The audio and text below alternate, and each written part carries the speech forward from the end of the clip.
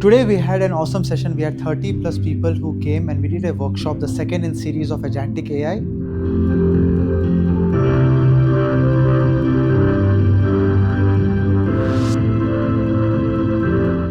Now you will see the UAE government and everyone is talking about this terminology called Agentic.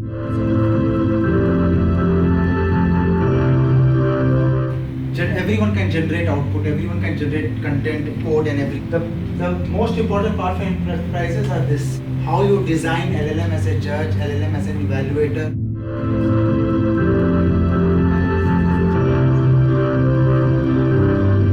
So basically, I built Lumora. It's an AI mentor for people like me.